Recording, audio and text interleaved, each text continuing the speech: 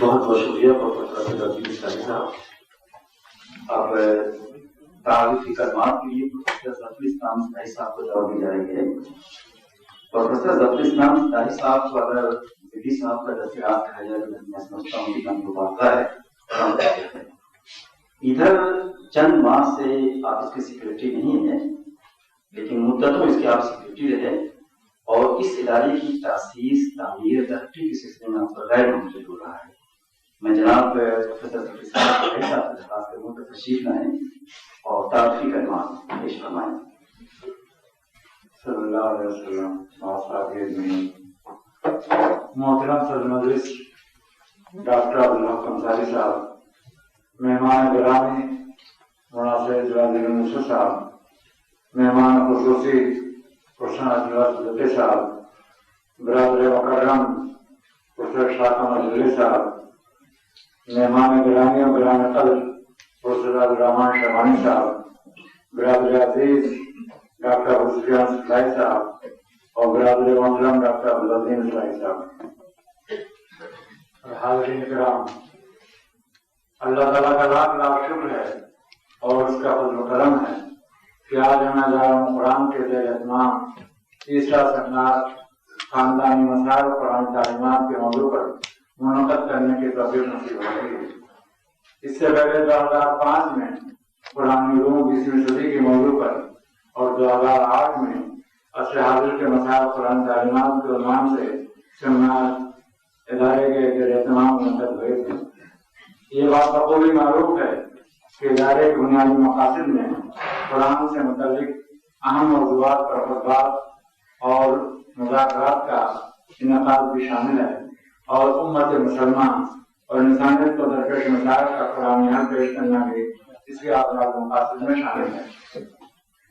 یہ ادارہ انجمن طلبہ قدیم مدرسہ اصلاح کے علی ارشاد کی کوششوں سے بتوفیق الہی 1984 میں قائم ہوا اور جولائی 1985 سے ادارے کے ترجمان شفاہین قرآن کا اجرا ہونے آیا. اس ادارے کے ترجمان کے 29 شمارے اب تک شائع چکے ہیں، جن میں 3 خاص نمبرات بھی شامل ہیں، یعنی مولانا ناصر اصلاحی نمبر، قرآن علوم 20ویں صدی میں سیمینار نمبر اور عصر حاضر کے مسائل اور قرآن تعلیمات سیمینار نمبر.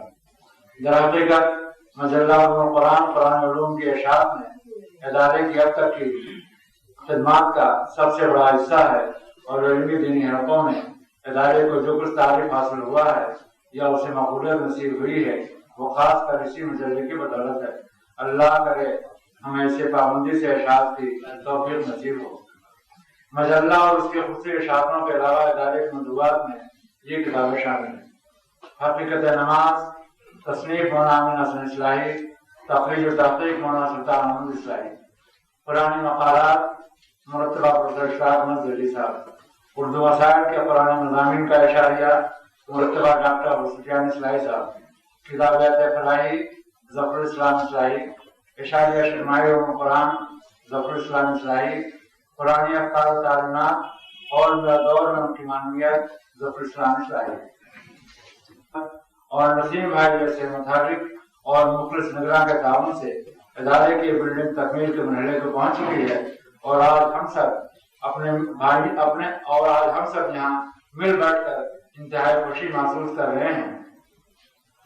پچھلے سیمینار کے موقع پہ اس ناچیز نے کہا تھا کہ ہمیں کبھی توقع ہے کہ اصحاب خیر کے فراقدارانہ تعاون سے ہمیں اس کے تعمیراتی منصوبے کو برائے کار لانے کی توفیق نصیب ہوگی. اس اللہ تعالیٰ کی عنایت کریمہ کا ہم لاکھ لاکھ شکر ادا کرتے ہیں کہ ہمیں یہ توفیق مرحمت ہوئی. حقیقت یہ ہے کہ ایک اٹل حقیقت ہے اور نہ معلوم کتنے لوگوں کا تجربہ ہے کہ اللہ کی کتاب عزیز عظیم کے نام سے جو کام شروع کیا جاتا ہے اس کے لیے رائے ہموار ہو جاتی ہیں، اس میں اس کی تکمیل کا سامان از غیر فراہم ہوتا ہے. اللہ کرے ہم سب کا تعلق اس کتاب الہی سے مضبوط تر ہو جائے. قرآنیات کا قرآن کی لائبریری کی توسیع ترقی کا سلسلہ جاری ہے اور اب اس نئی تعمیر اور کشادگی کے بعد انشاءاللہ اس کی ترقی اور بہتری کی مزید کوشش کی جائے گی. اللہ رب العالمین کا شکر ہے کہ قرآنیات پر اردو، عربی، فارسی اور انگریزی کتب کی یہ اختصاصی لائبریری کی شکل اختیار کر رہی ہے کہ حمایوں قرآن کے علاوہ اس ادارے کی لائبریری میں مختلف زبانوں کے تقریباً 50 رسائل مجلات موصول ہوتے ہیں۔ اس لائبریری کی ترقی و توسیع کے سلسلے میں اہل علم اور اصحاب خیر کی مزید توجہ مطلوب ہے۔ قرآنیات اور مطالعہ تحقیق کے لیے طلبہ اسکالرس کی تربیت نگرانی کا کام بھی جاری ہے۔ اس وقت 2 اسکالرس ادارے کے زیر تربیت اس کام میں مصروف ہیں۔ انشاءاللہ یہ سلسلہ آئندہ بھی جاری رہے گا اور اس سے ادارے کی علمی سرگرمیوں میں اضافہ ہوگا اور قرآنیات پر محققین کی تیاری بھی عمل میں آتی رہے گی۔ جہاں تک سیمینار کے موضوع کا تعلق ہے، یعنی خاندانی نظام و قرآن تعلیمات، موجودہ دور میں اس موضوع کی اہمیت اور قرآن حدیث کے حوالے سے اس پر غور و فکر کی ضرورت بڑھتی جا رہی ہے۔ سچ پوچھیے تو یہ صرف عالم اسلام نہیں بلکہ پورے انسانی معاشرہ خاندان کے بہت متعلق یا فیملی لائف سے متعلق بہت سے مسائل سے دوچار ہے۔ اسی احساس کے تحت ادارے کے منتظمین نے یہ موضوع منتخب کیا جو یقیناً بہت بدمعمول معلوم ہوتا ہے۔ سچ پوچھیے تو قرآن کریم سے بڑی اور کوئی نعمت نہیں۔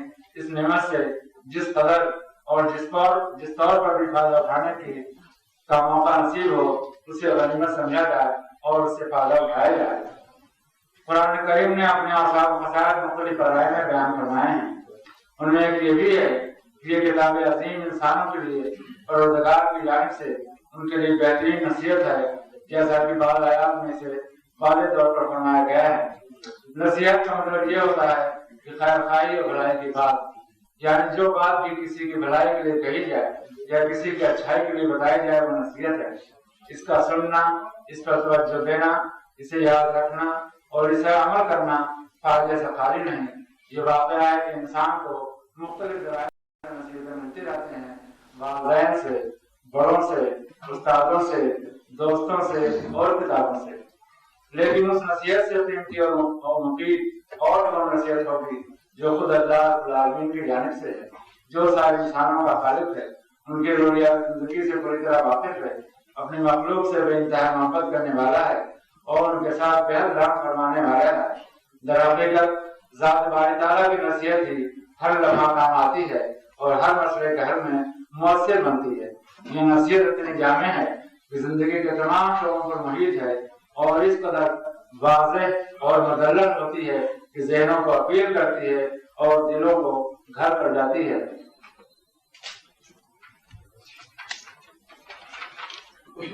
قرآن کریم کی صورت میں اللہ رب العزت کی نصیحت کا ایک اختصاص یہ بھی ہے کہ بھلائی کی طرف انسان کی رہنمائی کا ایک مسلسل رقم ہے۔ اس کتاب کی نصیحت نہ تو مضامین کے لحاظ سے محدود ہے اور نہ زمانے کے اعتبار سے مقید ہے۔ حقیقت یہ ہے کہ قرآن ایک بار نصیحت کر کے بس نہیں کرتا بلکہ انسان کو بار بار اللہ اور بندوں کے حقوق یاد دلاتا رہتا ہے۔ یہ ساری دنیا کے لوگوں کے لیے سراپا یاد دہانی ہے۔ ذکر العالمین کے الفاظ قرآن کریم میں متعدد مقامات پر آئے ہیں اور یہ یاد دہانی مسلسل جاری رہتی ہے۔ قرآن اپنا ایک فصل بھی بیان کرتا ہے، وہ قرآن ذکر یعنی نصیحت بھرا یا یاد دہانی کرانے والا قرآن۔ دوسرے کی قیمتی نصیحت پورے قرآن میں پھیلی ہوئی ہے۔ جہاں سے پڑھیے کچھ نہ کچھ نصیحت اور تذکیر ضرور ملتی ہے۔ کہیں اللہ کی عبادت، اس سے تعلق مضبوط کرنے اور ہر کام میں اس کا مقررہ اس میں طریقہ اختیار کرنے کی ہدایت ملتی ہے، تو کہیں انسانوں کے حقوق ادا کرنے اور والدین، اقربا، پڑوسی، غربا و ساکن کے ساتھ حسن سلوک کا حکم ہے، اور کسی مقام پر مالی معاملات میں دیانتداری سے کام لینے، اپنے اور غیر، دوست و دشمن کی تفریق کے بغیر سب کے ساتھ انصاف رکھنے پر زور دیا گیا ہے۔ گویا قرآن کریم کی نصیحت انسانوں کے ہر طبقہ اور زندگی کے ہر شعبے مرحلے سے تعلق رکھتی ہے۔ دوسری اس کتاب عزیز عظیم سے ہر زمانے کے لوگوں کو قیمتی مفید نصیحت ملتی ہے، جس کی قبولیت اس کی زندگی کی خوشگواری اور عمری فلاح کی ضمانت دیتی ہے۔ حدیث نبی صلی اللہ علیہ وسلم کے مطابق دین پورا نصیحت خیر خواہی ہے۔ الدین و نصیحت، دین سراست خیر خواہی ہے۔ اس میں کسی صبح گنجائش نہیں کہ دین اسلام کی تعلیمات اور احکام انسانیت کی ہمدردی اور خیر خواہی سے بھری پڑی ہیں۔ انسان کی سب سے بڑی خیر خواہی اور ہمدردی یہی ہے کہ وہ ایمان کی دولت سے مالا مال ہو جائے، خالق و مالک اور رب العالمین سے اس کا رشتہ جڑ جائے اور مضبوط ہو جائے اور ہر طرف سے وہ یکسو کر اللہ رب العزت کی بندگی میں لگ جائے، اسی میں اس کی عافیت و نجات ہے، اور وہ پوری زندگی میں ہمیشہ ہمیشہ کا سکون آرام بھی اسی پر منحصر ہے۔ دین اسلام کا یہ خلاصہ ہے، قرآن کے پیغام کا محاصر یہی ہے، اور سچ یہ ہے کہ اس کتاب ہدایت کی نصیحت کا بنیادی اور سب سے قیمتی چیز یہی ہے۔ رسول کریم صلی اللہ علیہ وسلم کی پوری زندگی اسی دعوت کو عام کرنے، قرآن کے اسی آفاقی پیغام کی تشریح ترجمانی میں بسر رہی۔ اس کام کی عظمت اس سے بخوبی واضح ہوتی ہے۔ امامت وقت حضور اکرم صلی اللہ علیہ وسلم نے اس شخص کو بہترین شخص قرار دیا جو قرآن کا علم حاصل کرے اور اسے دوسروں کو مستفیض کرے۔ یہ حدیث اسی حقیقت کی ترجمان ہے۔ خیرکم من تعلم القرآن وعلمہ۔ اللہ تعالیٰ ہم سب کا تعلق قرآن کریم اور سنت رسول سے مضبوط فرمائے اور ہمیں قرآن سنت پر عمل کرنے کی توفیق نصیب فرمائے۔ آخری بات یہ ہے کہ آج میرا جمعہ کے بعد سفر ہے، مجھے افسوس یہ ہے کہ میں اس سیمینار کے باقی پروگراموں کا نام مستفیض ہو سکوں گا اور نہ مجھے اپنے مہمانوں کی خدمت کا موقع ملے گا۔ اللہ تعالیٰ سے دعا ہے کہ میں جس سفر پہ جا رہا ہوں اس میں اللہ تعالیٰ مجھے کامیابی عطا فرمائے اور بخیر خوبی واپس رہے اور آپ حضرات سے دوبارہ مجھے ملاقات کا موقع نصیب ہو۔